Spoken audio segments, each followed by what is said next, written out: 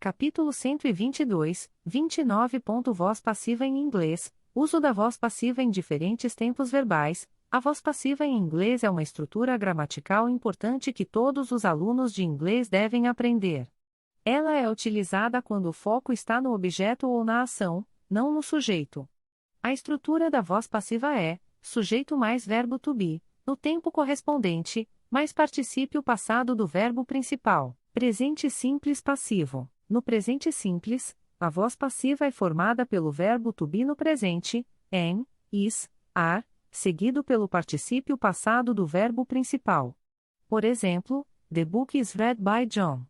O livro é lido por John. Aqui, o foco está no livro, não em John. Passado simples passivo. No passado simples, a voz passiva é formada pelo verbo to be no passado, was, were, seguido pelo particípio passado do verbo principal.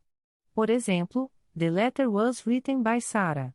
A carta foi escrita por Sarah, a ênfase está na carta, não em Sarah. Presente contínuo passivo. No presente contínuo, a voz passiva é formada pelo verbo to be no presente contínuo, am been, is been, are been, seguido pelo particípio passado do verbo principal.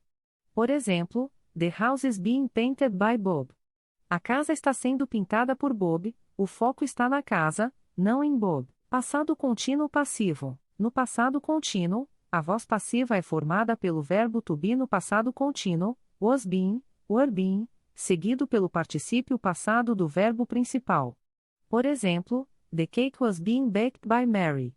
O bolo estava sendo assado por Mary, a ênfase está no bolo, não em Mary. Presente perfeito passivo. No presente perfeito, a voz passiva é formada pelo verbo to have no presente, has, have, seguido por been e o particípio passado do verbo principal.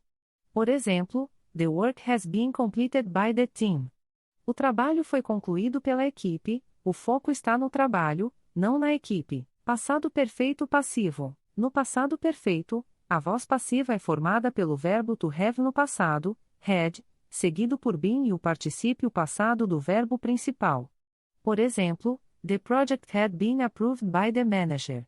O projeto tinha sido aprovado pelo gerente, a ênfase está no projeto, não no gerente. Futuro simples passivo. No futuro simples, a voz passiva é formada pelo verbo will seguido de be e o particípio passado do verbo principal. Por exemplo, the report will be reviewed by the supervisor. O relatório será revisado pelo supervisor, o foco está no relatório, não no supervisor. Futuro perfeito passivo. No futuro perfeito, a voz passiva é formada pelo verbo will have seguido de been e o particípio passado do verbo principal. Por exemplo, the contract will have been signed by the CEO.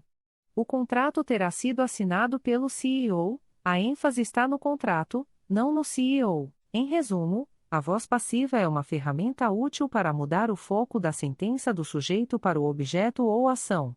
É importante notar que nem todas as sentenças podem ser transformadas em voz passiva, especialmente aquelas que não têm um objeto direto. Além disso, a voz passiva é geralmente menos direta e menos eficiente do que a voz ativa, por isso deve ser usada com moderação.